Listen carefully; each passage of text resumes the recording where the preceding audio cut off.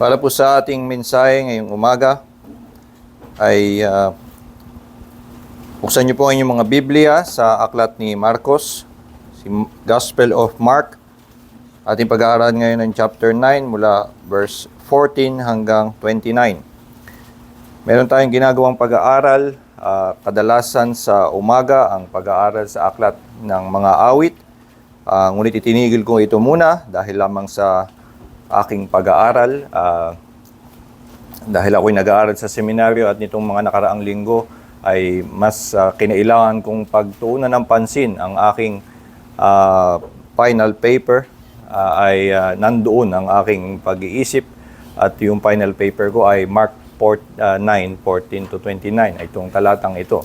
At dahil nandito na rin naman ang aking pagninilay-nilay ay ito na din ang aking ipapangaral sa inyo ngayong umaga. At syempre, para doon sa aking pag-aaral sa eskwela ay hindi naman ito ay para sa mas academic na interest. At syempre, hindi ko kailangang ibahagi sa inyo ang mga debate tungkol sa kung ano ang tamang Grego ng kung anong mga salita doon sa talata.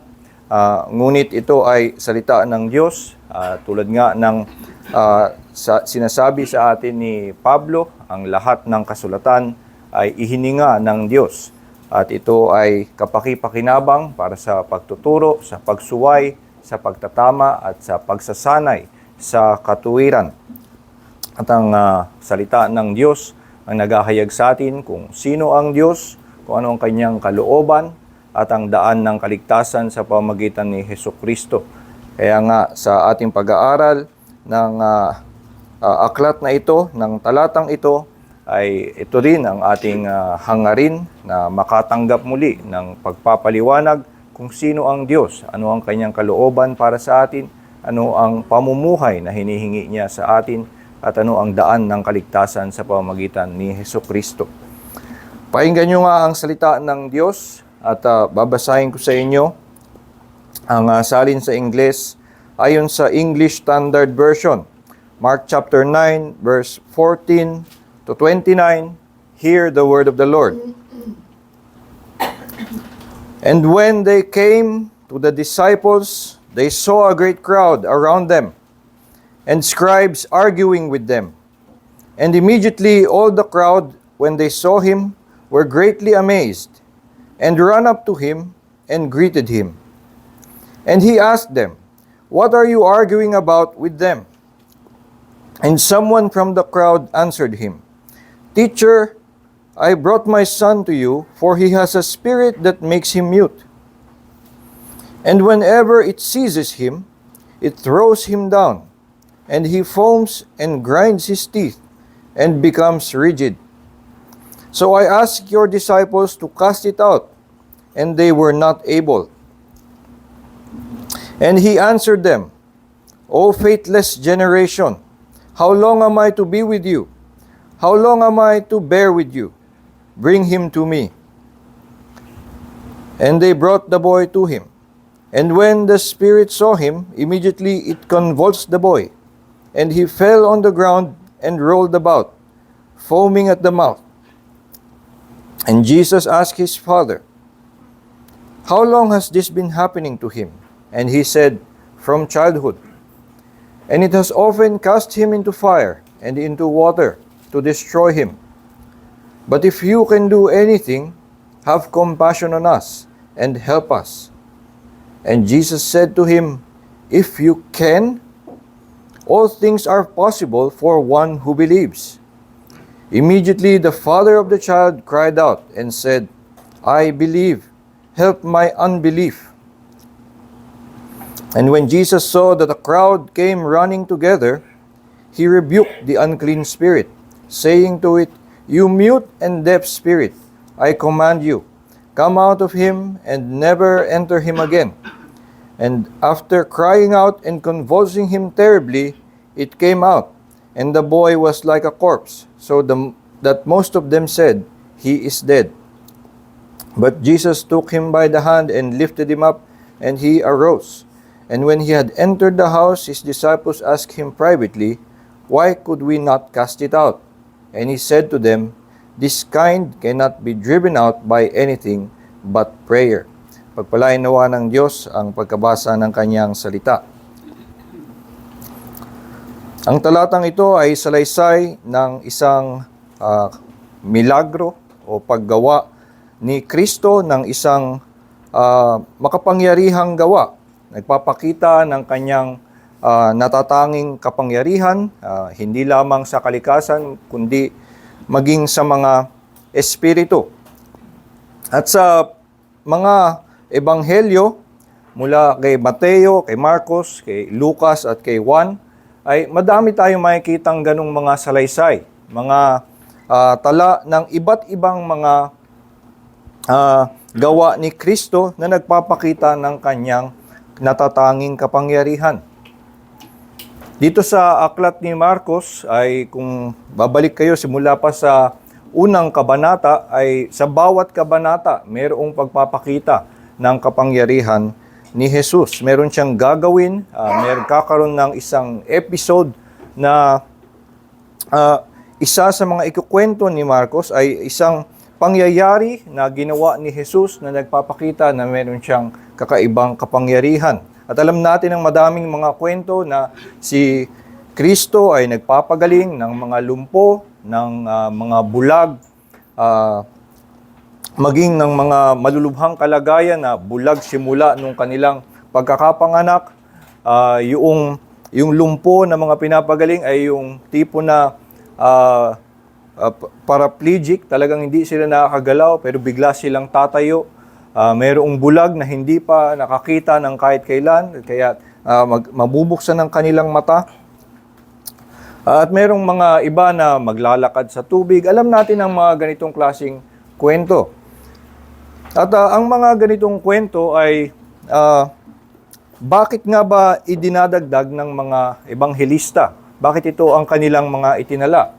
At lalo na si Marcos ay minsan wala masyadong paliwanag na inilalagay, hindi tulad ni Mateo at ni Juan ay nagkakabit sila ng mga paliwanag doon sa kanilang mga itinatala. Si Marcos ay patuloy lang na nagtatala na para bang ipinagkabit-kabit ang lahat ng mga pangyayari sa buhay ni Jesus.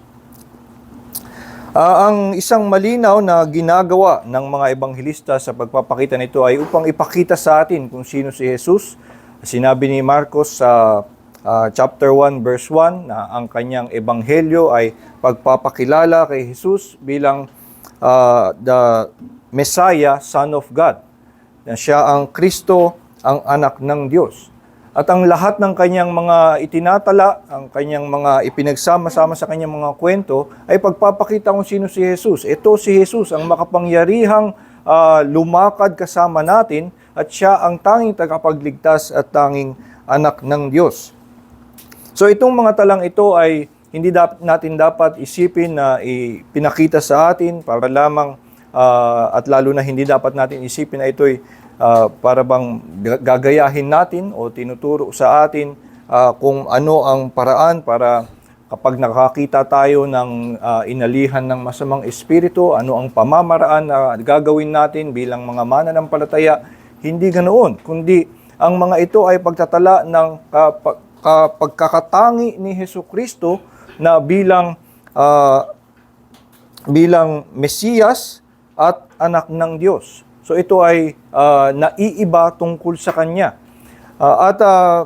Ang hindi din natin dapat ikahon lamang ang lahat ng mga ganitong kwento na para bang ang punto lamang nilang lahat ay ipakita ang kapangyarihan ni Jesus. Ito ang pinakamadalas na kinukuhang mensahe sa lahat ng mga pagpapakita ni Kristo o paggawa ni Kristo ng mga milagro ay si Jesus, makapangyarihan, at tayo ay maniwala sa kanyang kakayanan. So, totoo ang mensahe na ito at ito ay dapat ngang makilala tungkol kay Jesus na siya ay merong kakayanan na gawin ang anuman at siya ay karapat-dapat na ating pagbigyan ng ating pagtiwala at pananampalataya sa kanyang kakayanan. Ngunit malinaw naman na hindi ganito lamang ang nais iparating sa atin ng mga manunulat ng banal na kasulatan.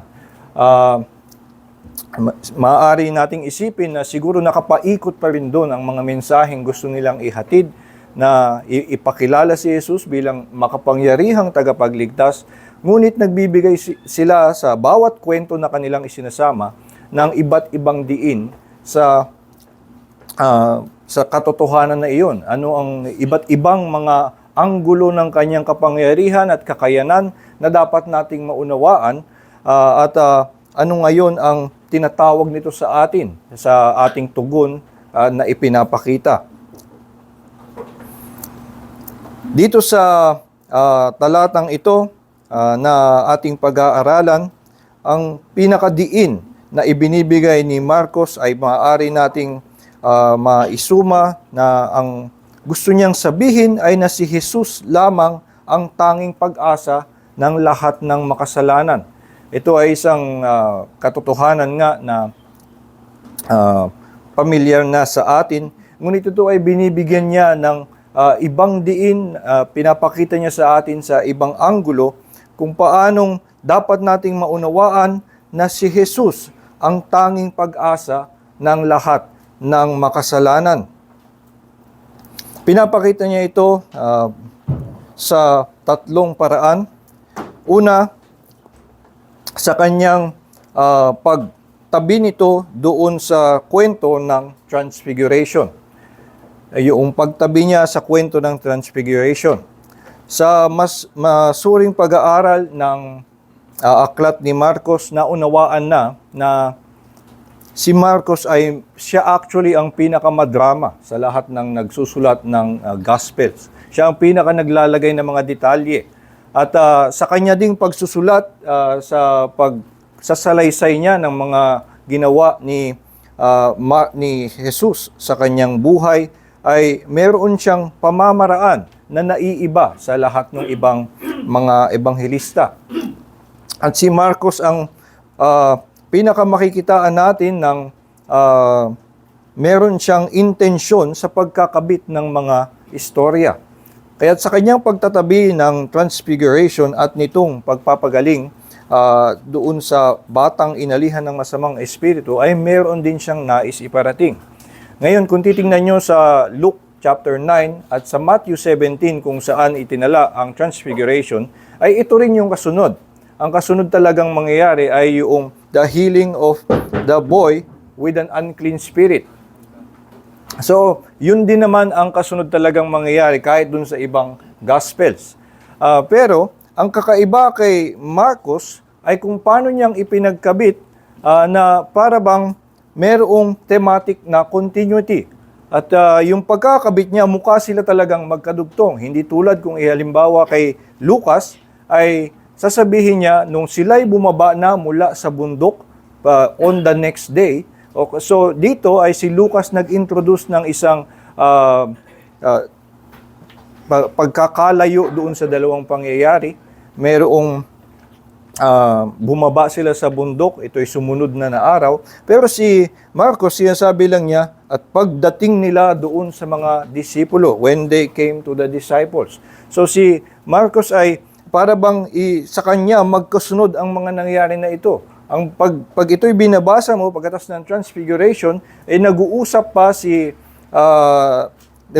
yung mga disipulo saka si Jesus, o dito sa talatang 12 ay sumagot si Jesus tungkol sa kanilang katanungan tungkol kay Elijah, ay bigla na lang tutuloy ito papunta sa doon sa pagpapagaling doon sa bata.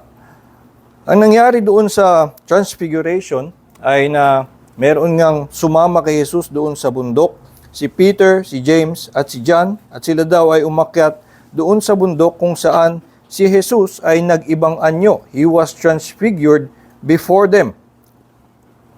At doon, sabi, his clothes became radiant, intensely white, as no one on earth could bleach them. And there appeared to them Elijah with Moses, and they were talking with Jesus. And Peter said to Jesus, Rabbi, it is good that we are here. Let us make 3 tents, one for you and one for Moses and one for Elijah. For he did not know what to say, for they were terrified. And the cloud overshadowed them, and a voice came out of the cloud, "This is my beloved Son, listen to him." And suddenly looking around, they no longer saw anyone with them, but Jesus only. And dito sinabi, as they were coming down to the mountain, he charged them to tell no one what they had seen, until the Son of Man had risen from the dead. So they kept the matter to themselves, questioning what this rising from the dead might mean. And they asked him, why do the scribes say that first Elijah must come? And he said to them, Elijah does come first to restore all things, and how is it written of the Son of Man that he should suffer many things and be treated with contempt? But I tell you that Elijah has come, and they did to him whatever they pleased, as it is written of him. Tapos, pagkatapos nun na nagsasalita pa si Jesus, ay bigla silang dadating doon sa mga disipulo. At sa pagkakabit ni Mateo, kung ikumpara natin sa pagkakatala ni Mateo, si Mateo actually ay maglalagay ng isang comment pagkatas ng paliwanag ni Jesus at sasabihin niya na at dito naunawaan nila na ang kanilang sinasabi ay tungkol kay John the Baptist, na yung paliwanag ni Jesus ay patungkol kay John the Baptist. Pero dito hindi ito nilagay ni Marcos. At para bang gusto niyang iparating yung patuloy na hindi pa nauunawaan ng mga disipulo ang pangyayari. At yun nga yung huli nating nakita tungkol sa mga disipulo. Noong nakita nila si Jesus na nagbagong anyo, ay ang pagkakasabi, hindi nila maunawaan anong nangyayari. Kaya yung isa ay nagpauso na lang ng sasabihin. Sabi niya, ay gawa kaya tayo ng tent.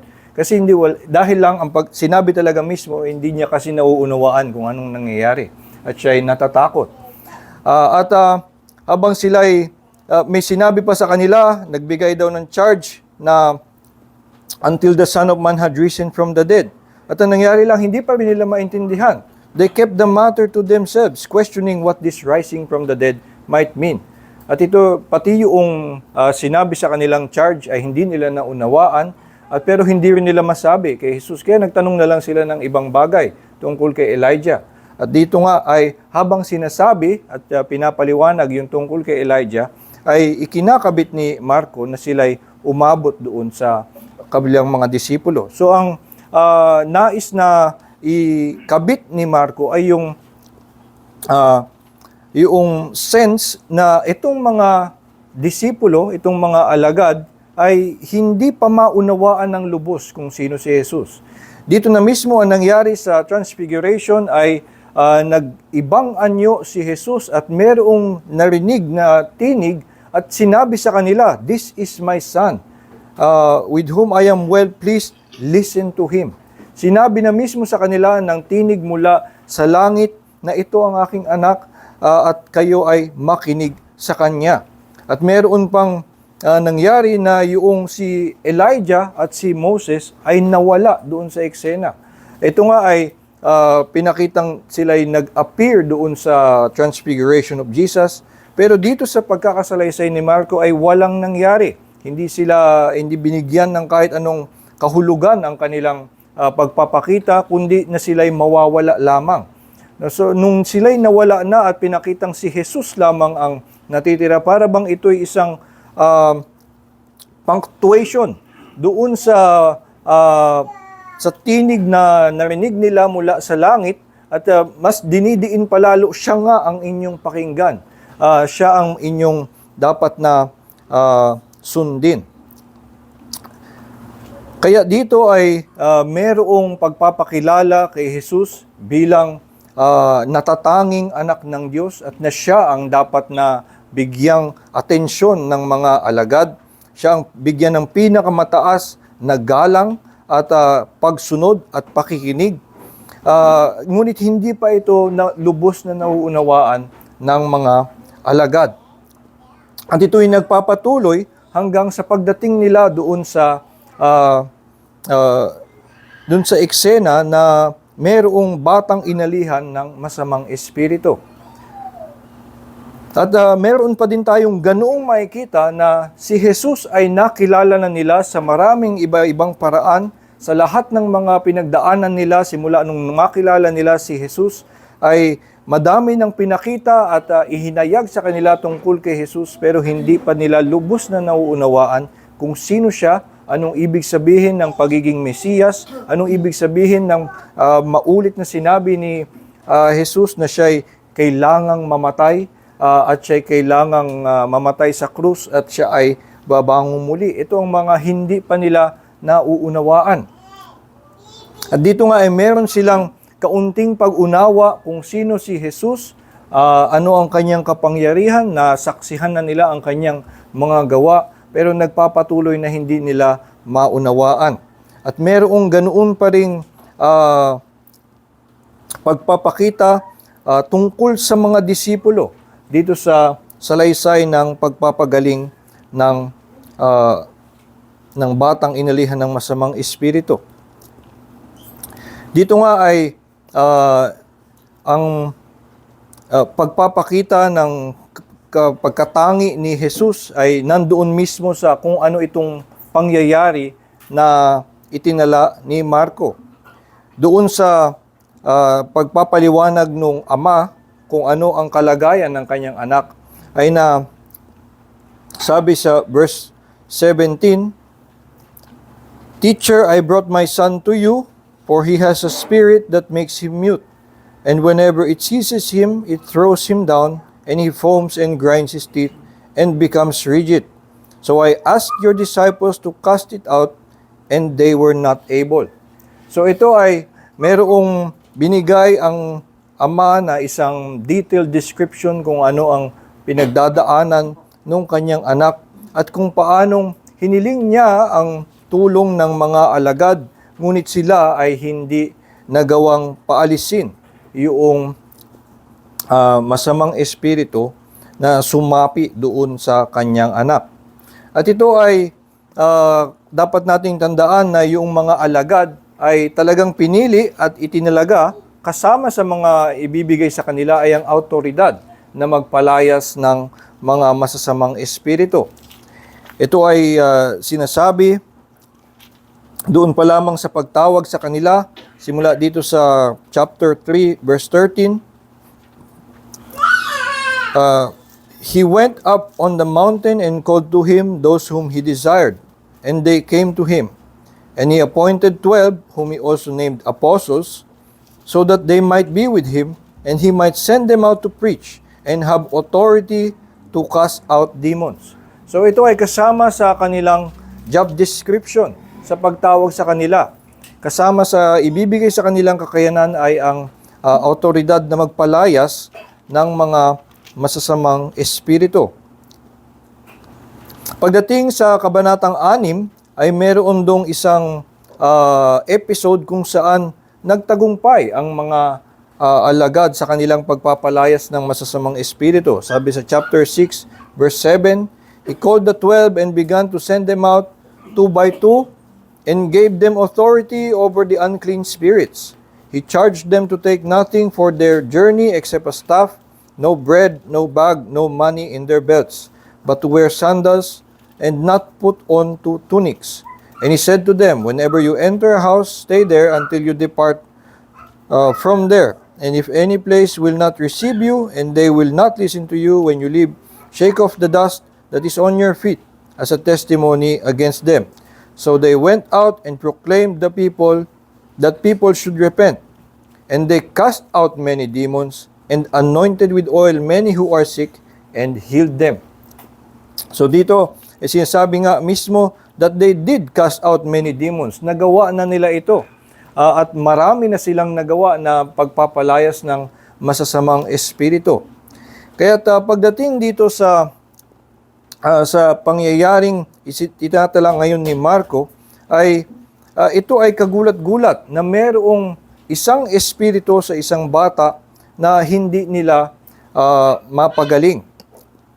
At meron isang simpleng paliwanag na ibibigay si Jesus sa huli.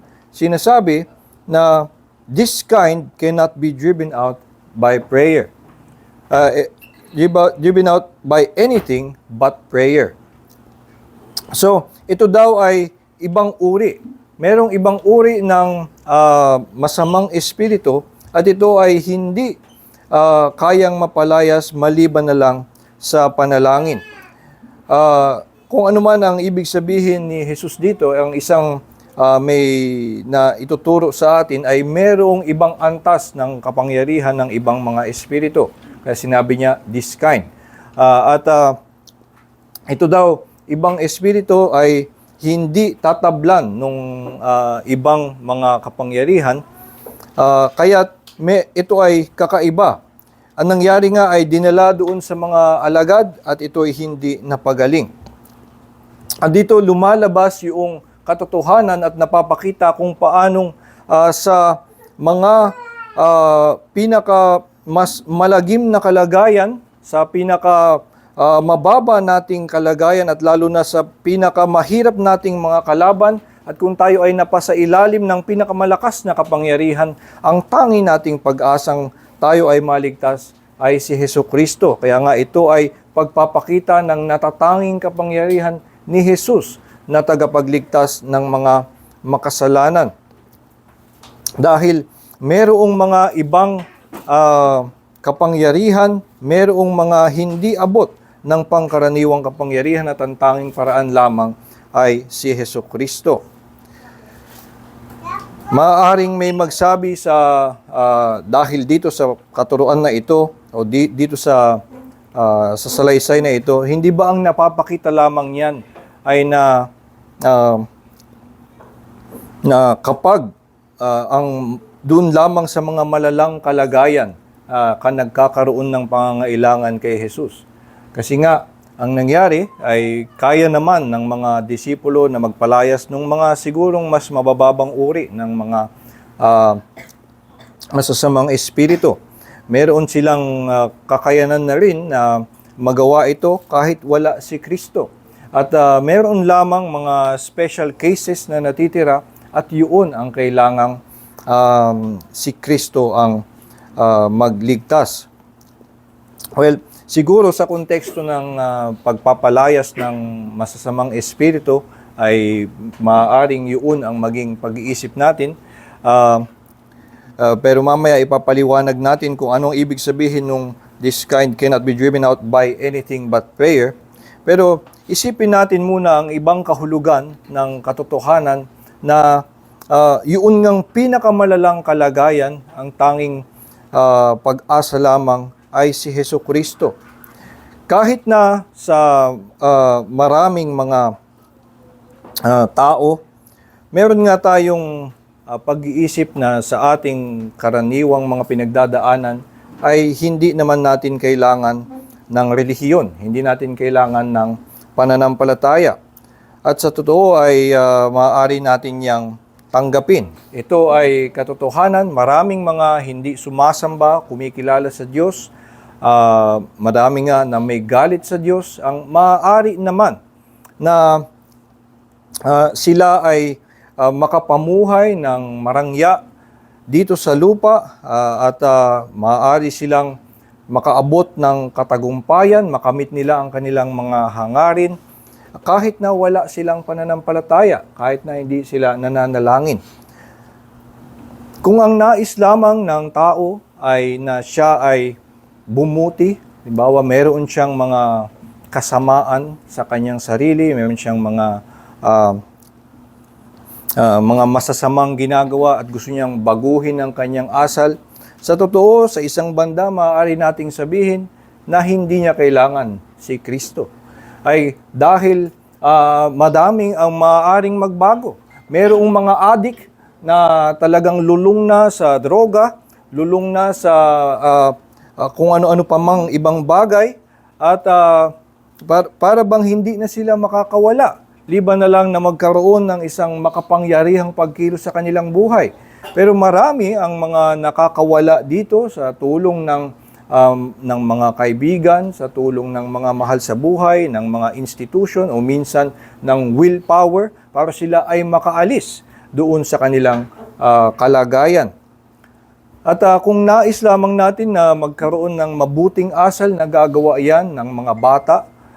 Kung ang nais natin, ang hangarin natin ay maging mabuting anak, kung ang nais natin ay maging mabuting asawa, kung ang nais natin ay maging masipag, maging matulungin, ang lahat ng ito ay abot ng kakayanan ng tao. So, maaaring sabihin kung ito lamang ang gustong hangarin natin, ay baka sabihin mo mukhang hindi ko nga kailangan si Hesukristo. Pero ito nga ang dinidiin sa atin dapat na matutunan, ang totoong pangangailangan ng tao ay ang tugon sa kasalanan. At sa ating kasalanan, sa pagkakabaon sa kasalanan, ay walang ibang daan kundi si Hesukristo. At kung ang nais lamang natin ay maging kaluguran tayo sa maging mabuting mamamayan ng Pilipinas, tayo ay kalugdan ng ating pamilya, maaari pang kalugdan tayo ng mga tao sa iglesia, ito'y magagawa natin ng sarili nating kakayanan. Pero ang mga hindi natin kayang gawin, hindi natin kayang makilala si Hesukristo. Hindi natin kayang makilala ang kaluwalhatian ng kanyang biyaya. Hindi natin maaaring makita kung gaano katamis ang kanyang pag-ibig. Hindi natin mararanasan na makita ang kanyang tunay na pag-ibig sa kanyang mga anak. Hindi natin itong matitikman. Hindi natin makikita na ito'y maluwalhati. At kung itong mga bagay na ito ay walang halaga sa iyo at ang nais mo lang ay kalugdan ka ng mga tao, siguro nga hindi mo kailangan si Hesukristo. Pero para nga sa mga mananampalataya, ito ang ating hangarin. At ito nga yung nangyari doon sa manunulat ng awit, kaya babalik din tayo doon sa awit. Sa Psalm 73, nung kanyang tinitignan ang kanyang paligid at merong mga tao sa kanyang paligid na nagtatagumpay naman, masarap naman ang buhay, silang mga taong to ay masasama. Pero bakit ako ngayon ay hindi ko ito nararanasan, ako pa yung naghihirap tungkol doon sa kung ihahambing ako sa kanila. Pero ang nangyari nga ay naunawaan niya kung ano ang tunay na mahalaga. Naunawaan niya na oo nga, ang tama palang dapat kong bigyan ng halaga ay ang aking relasyon sa Diyos. At kung ang ating tinitingnan lamang ang ating sinusukat ay kung tayo ba ay magiging kagalang-galang, mabuti matulungin, kapakipakinabang sa mundo, maaaring niyo yang gawin nang walang Diyos, walang Kristo, walang pananampalataya.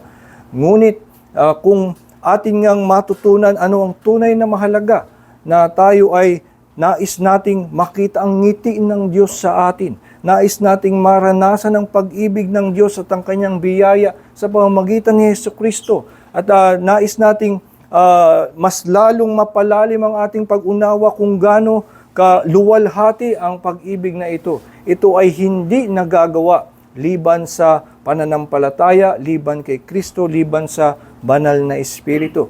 At kaya meron tayong pagpapahalaga doon sa relihiyon, kaya tayo naniniwala na meron tayong pangangailangan kay Hesukristo sa anumang kalagayan. Ikaw man ang maging pinakamayaman, pinakakomportable ang buhay sa mundo, meron kang matinding pangangailangan kay Hesukristo kung hindi ka pa sumasampalataya sa Kanya. Dahil mas mahalaga, mas maluwalhati, mas makapagbibigay ng kaligayahan sa iyo na makilala si Hesukristo, maunawaan ang Kanyang pag-ibig kaysa makamtan mo ang buong mundo.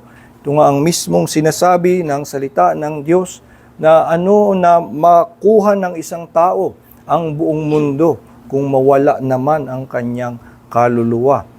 Dahil nga ito ang tunay na mas mahalaga, kaya tayo na naninindigan na hindi lamang ang mga nangangailangan sa mata ng mundo ang may pangangailangan sa relihiyon o sa Diyos o kay Kristo, kundi lahat ng tao ay nangangailangan kay Hesukristo, dahil kung ang ating panukat ay ang magkaroon ng relasyon sa Diyos, makaunawa ng kanyang pag-ibig, yun ang mas mahalaga, kaya't kailangan ng pananampalataya. At ito nga ang isa pang paraan kung paano ang salaysay na ito, at partikular ang salaysay ni Marco ng pangyayaring ito, ay nagbibigay ng diin kung paanong si Hesukristo ang tanging pag-asa ng lahat ng mga kasalanan. Si Marco ang nagsalaysay ng pangyayaring ito ng may pinaka nagbibigay diin sa pananampalataya. Yung si Mateo at si Lucas ay inalis halimbawa yung interview dun sa tatay kung saan may lumabas yung sinasabing paghamon ni Kristo sa kanya. Anong sinasabi mong hindi ka niniwala? All things are possible for one who believes. Maliban doon ay dito nga sa pagkakasalaysay ni Marco ay talagang yung tema ng pananampalataya ay lumilitaw. Nung una pa lamang na ibinigay sa kanya yung tala ng pangyayari, ano ang nangyayari? Ba't kayo nagtatalo-talo? Sinabi nung pinaliwanag sa kanya na hindi napagaling ng mga alagad mo itong kalagayan ng aking anak, ang sinabi ni Jesus, "Oh faithless generation," sa verse 19, how long am I to be with you? How long am I to bear with you? Ito ang kanyang ipinagluksa na meron na namang kawalan ng pananampalataya. May kakulangan ng pananampalataya. At ang lalabas nga na isang halimbawa na ito ay yung ama na mas nakikita niya yung tindi ng kalagayan ng kanyang anak, at lalo na dahil dinala niya na doon sa mga alagad ay hindi napagaling, kaya't nagkaroon pa siya ng pagdududa at kanyang sinabi, kung kaya mo, baka pwede, kung meron ka mang magagawa. If yung ganun yung pagkakasabi, if you can do anything, tulungan mo kami. At kaya ito mismo ang pinuna ni Hesukristo, if you can, sinasabi mong kaya ko ba? At kaya nga binigyan diin ni Hesukristo, all things are possible for one who believes.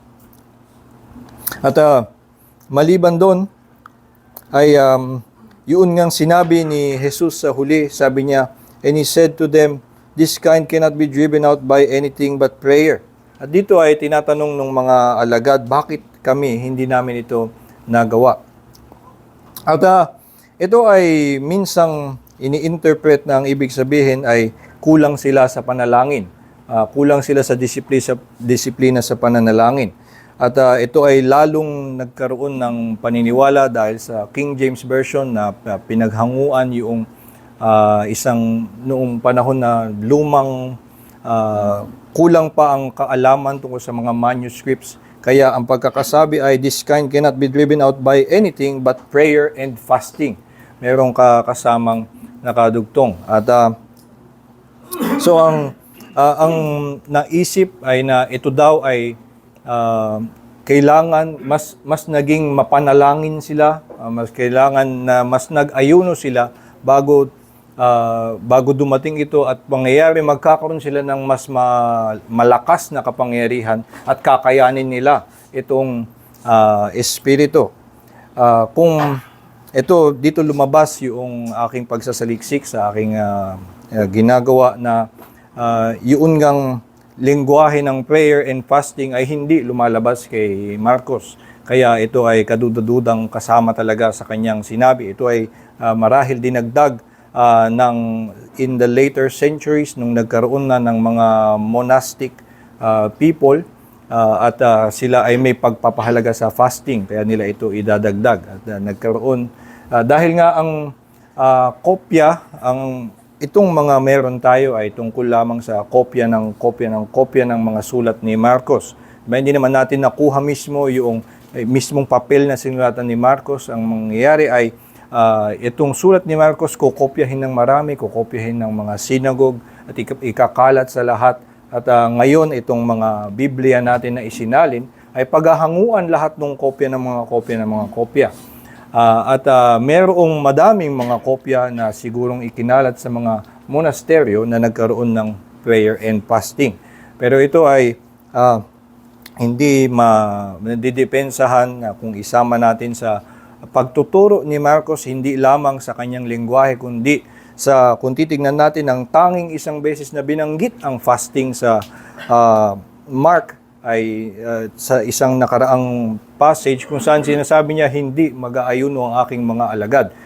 So, ito ay habang hindi pa siya, habang nandito ang bridegroom, hindi sila mag-aayuno. So, bakit naman magiging expectation yon para sila ay maging mas malakas ang kapangyarihan? Pero kung titingnan nga natin ang salaysay na ito, ang nais na sabihin ni Jesus sa kanila ay, kung babasahin lang natin yung prayer na ang ibig sabihin nito ay yung tawagin mo ang Diyos, ay yun ang pinakasimpleng daan. Maaring ang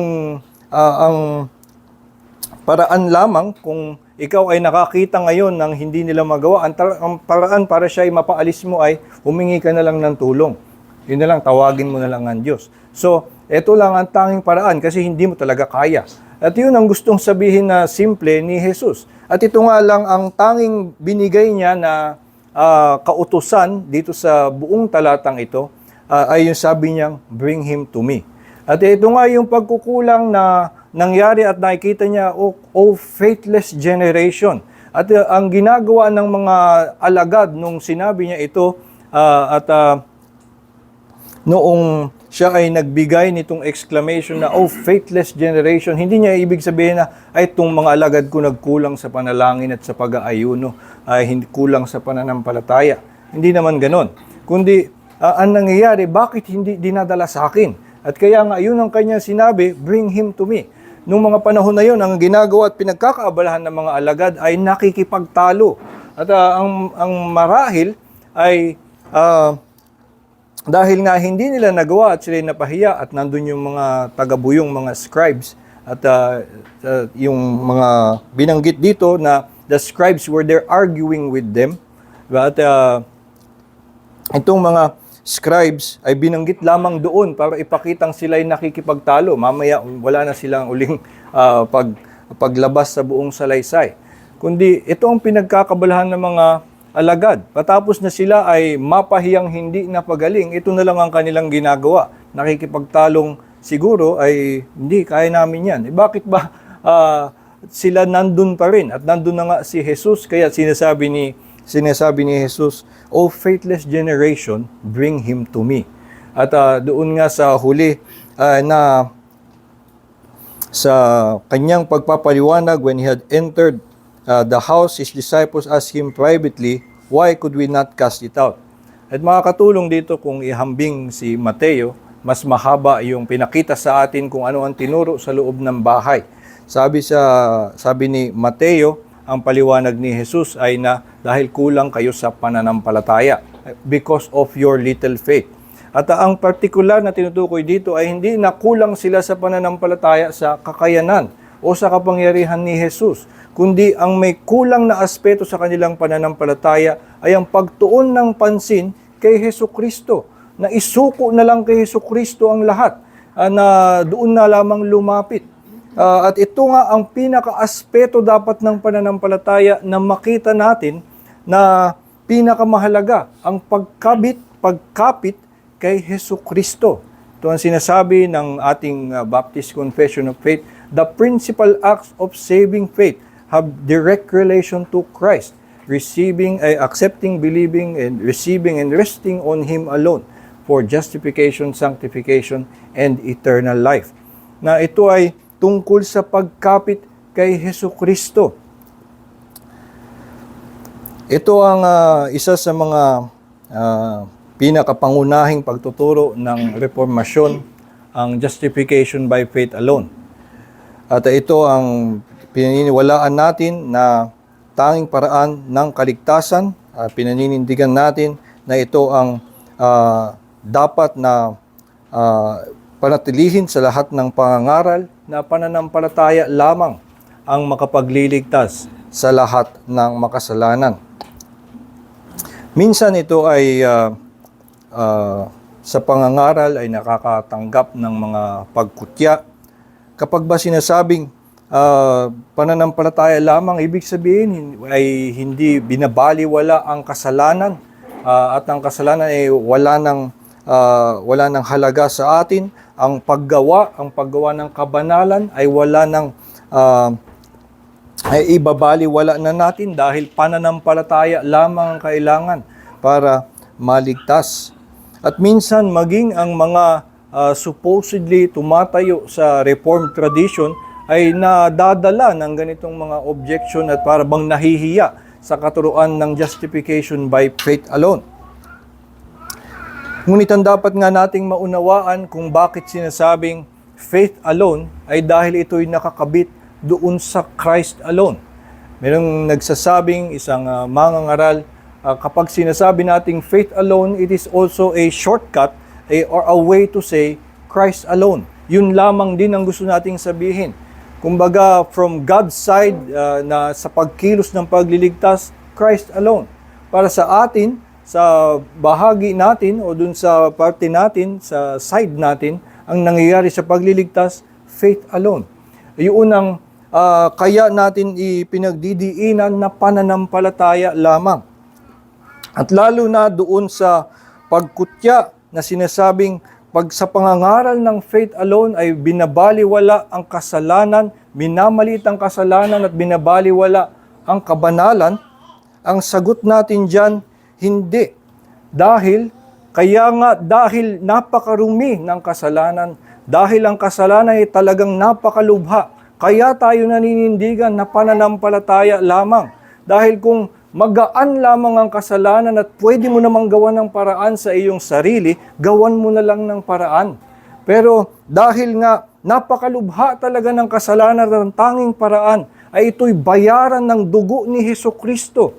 Kaya't kailangan na si Kristo ang mamatay para sa kasalanan at ito'y natatanggap sa pamamagitan ng pananampalataya lamang. Hindi ito magagawang mapagtakpan ng kahit anong kabanalan na magawa natin sa ating sarili.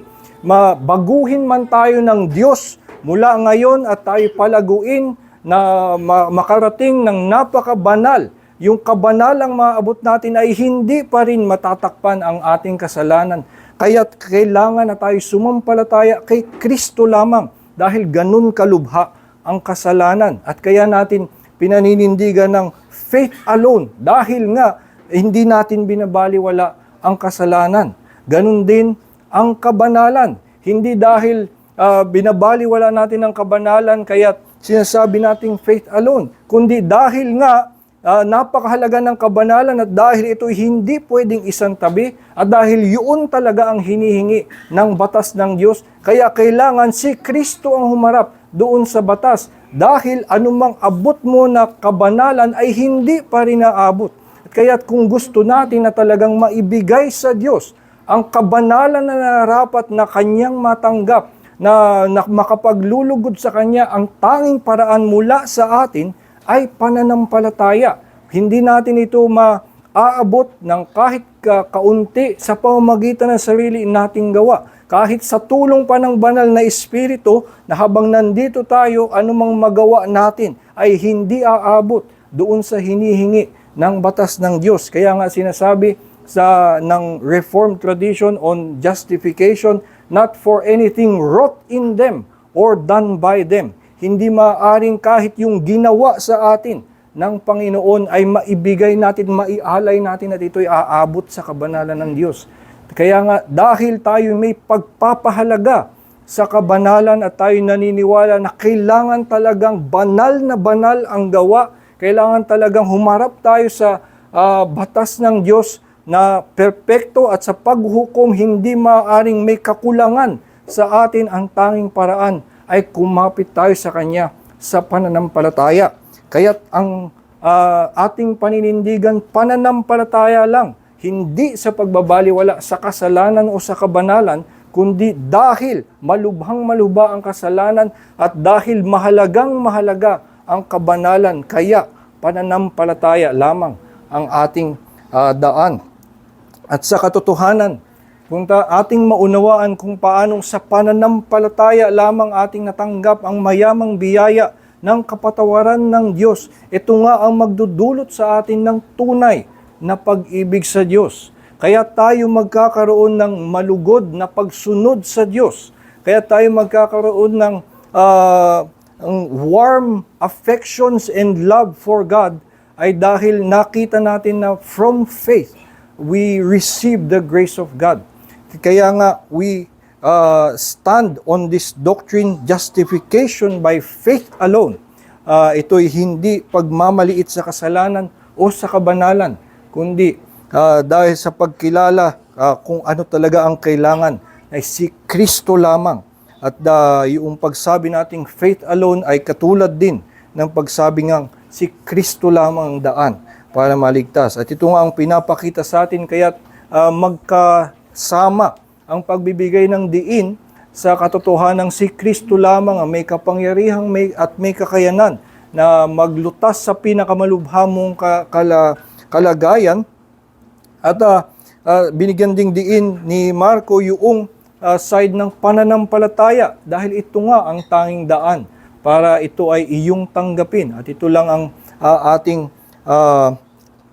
tanging paraan din maging sa kaligtasan, sa biyaya ng Diyos, sa pag-aalok niya sa atin sa Ebanghelyo. Ito ang ating pagtanggap sa kanyang biyaya. Kaya tayo ay sumampalataya lamang at magkaroon ng pagkilala kay Jesus bilang tanging pag-asa sa atin bilang mga makasalanan. Itong sinabi noong ama ay sinisita sa maraming confessions of faith. Ito'y naging mahalagang kasabihan na dito ay nagkaroon ng pag-unawa ang yung ama na doon pa lamang sa kaunting pananampalataya ay ito'y lumapit ka na lang. Maging doon sa iyong kakulangan sa pananampalataya, lumapit ka na rin kay Jesus. At kaya ang kanyang panawagan, I believe, help my unbelief.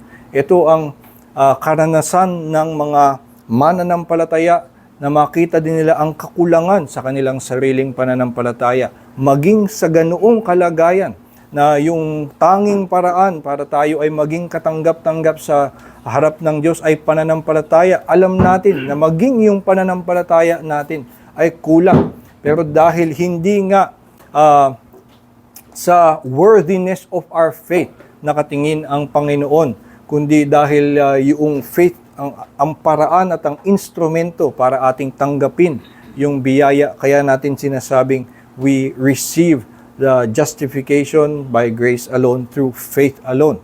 Dahil ito ang tanging instrumento ng pagtanggap.